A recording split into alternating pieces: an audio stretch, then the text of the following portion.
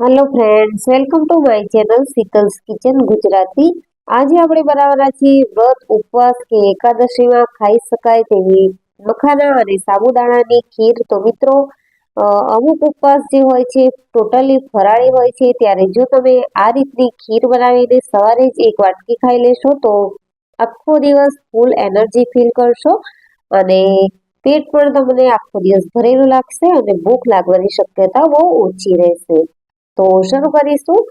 મખાના સાબુદાણાની ખીર બનાવવા માટે અહીંયા મેં કઢાઈમાં અડધી ચમચી જેટલું ઘી લઈ લીધું છે અને એ ઘીમાં આપણે ડ્રાય ફ્રૂટ્સને સાતળી લઈશું। અહીંયા મેં ડ્રાય ફ્રૂટ્સમાં કાજુ અને બદામ લીધા છે, તમે તમારા હિસાબે એડ કરી શકો છો। સાથે જ આપણે મખાનાને પણ રોસ્ટ કરી લેવાના છે। આ રીતે ડ્રાય ફ્રૂટ્સ અને મખાનાને રોસ્ટ કરવાથી તે સરસ એવા ક્રિસ્પી થઈ જશે અને ખીરમાં એક ક્રન્ચી ટેસ્ટ સારો લાગશે।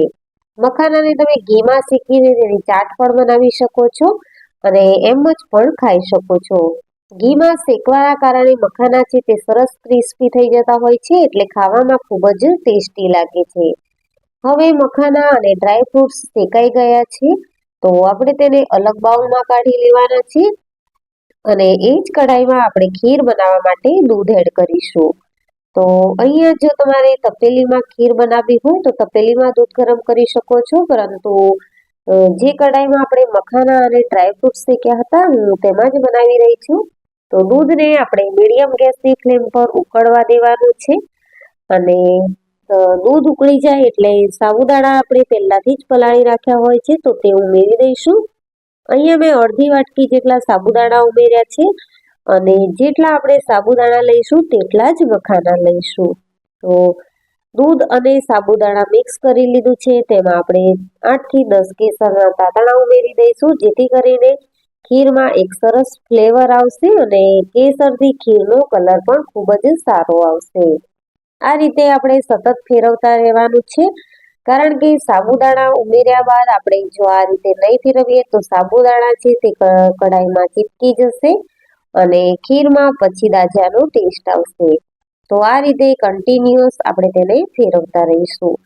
સરસ એવું ઉકળી ગયું છે અને સાબુદાણા ટ્રાન્સપરન્ટ થઈ ગયા છે, તો હવે આપણે ગળપણ એડજસ્ટ કરવા માટે ખાંડ ઉમેરી દઈશું। અહીંયા મેં 2 ચમચી જેટલી ખાંડ ઉમેરી છે અને પરફેક્ટ એવું ગળપણ આવ્યું હતું મિત્રો। તમે જોઈ શકો છો કે ખીર છે તે એકદમ સરસ રબડી જેવી થઈ ગઈ છે। તો આ રીતે ધીમે ગેસ રાખી અને આપણે તેને ઉકળવા દેવાની છે। લાસ્ટમાં આપણે મખાના અને ડ્રાય ફ્રૂટ્સ જે શેકીને રાખ્યા છે તે એડ કરી દઈશું અને ત્યારબાદ આપણે થોડો ઇલાયચીનો પાવડર ઉમેરવાનો છે। ઇલાયચીનો પાવડર ઉમેરવાથી ખીરનો ટેસ્ટ છે તે ખૂબ જ સારો આવશે અને ખીર ખાવામાં ખૂબ જ ટેસ્ટી લાગશે। તો તૈયાર છે આપણી મખાના સાબુદાણાની ખીર। આ ખીરને બાઉલમાં કાઢી અને અડધી કલાક જેવું ઠંડુ થવા દે અને ખાશો તો ખૂબ જ ટેસ્ટી લાગશે।